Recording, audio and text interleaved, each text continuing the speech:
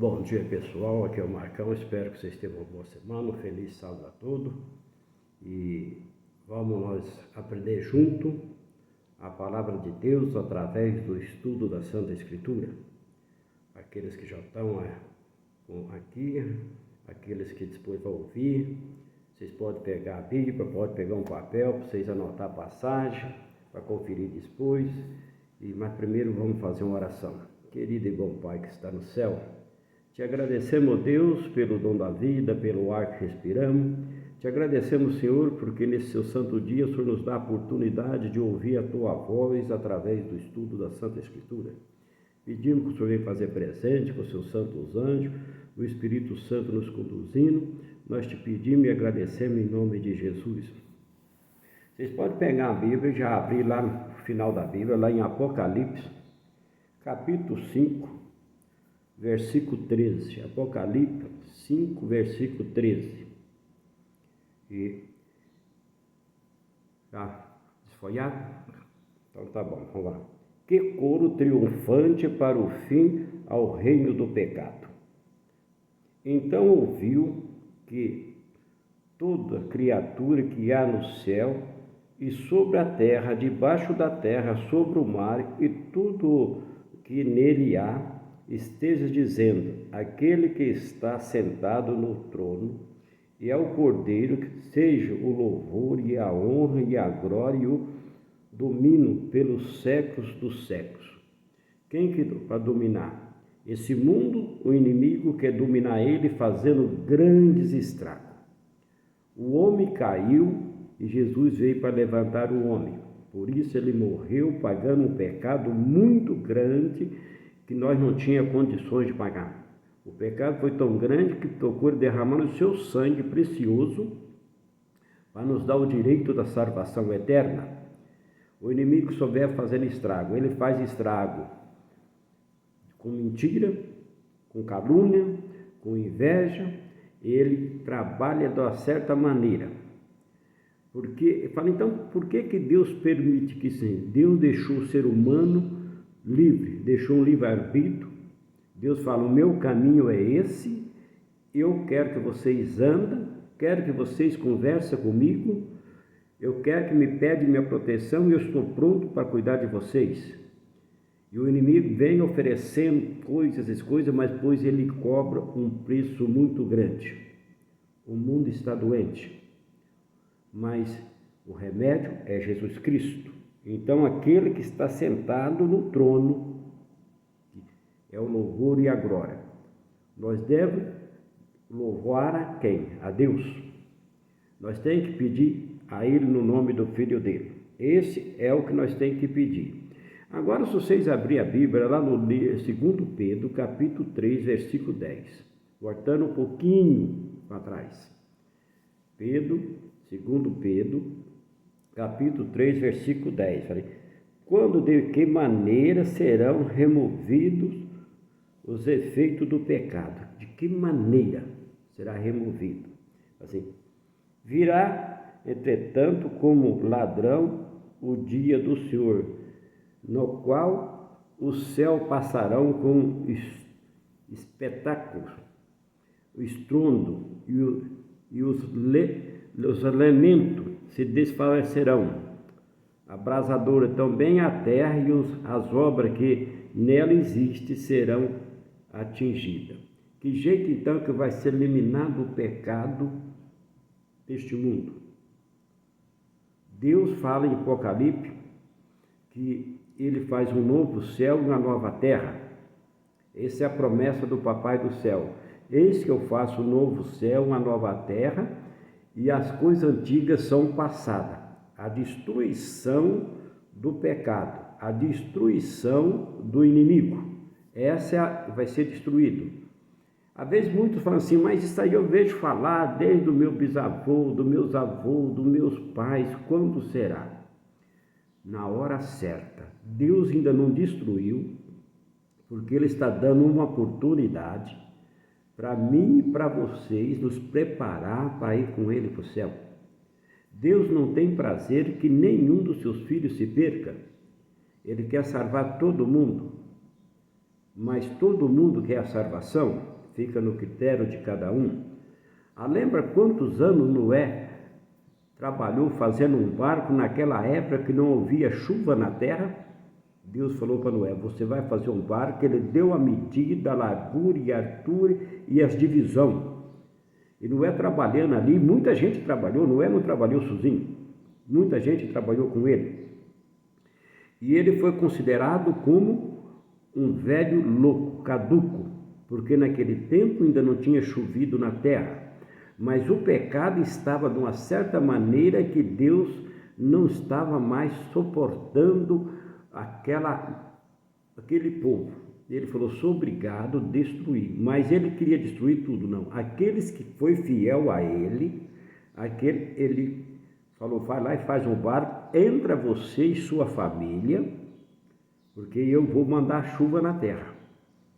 E o povo não acreditava, porque a terra era regrada pelo vapor de baixo para cima, não a chuva que caía.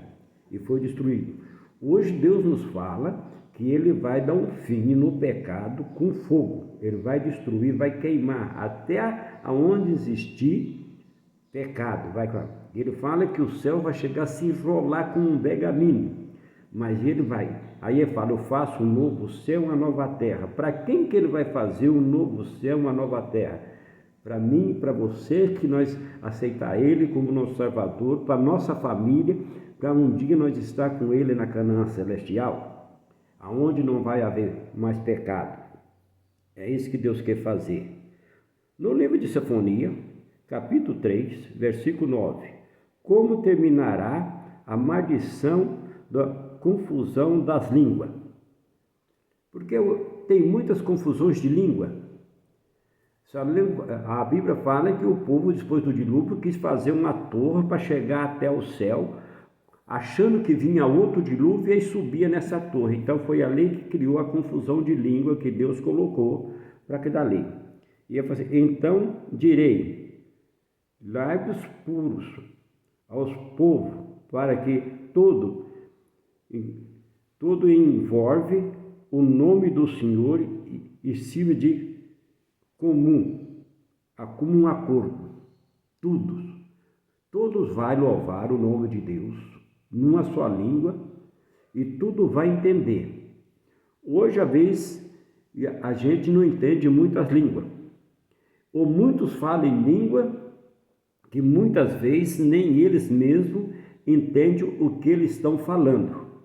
O apóstolo Paulo nos fala, se for para você falar em língua, num grupo de pessoas, se não tiver alguém para traduzir aquilo que você está falando, então cala, não fala.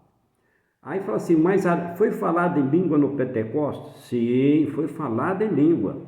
Qual é a língua que foi falada?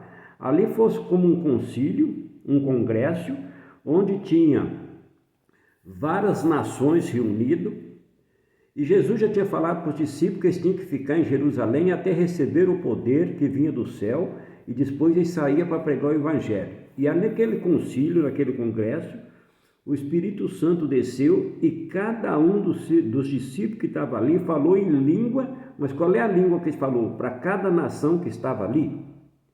Ali tinha várias nações que falavam diferente, e os discípulos falaram para aquelas nações que eles entendiam na língua deles.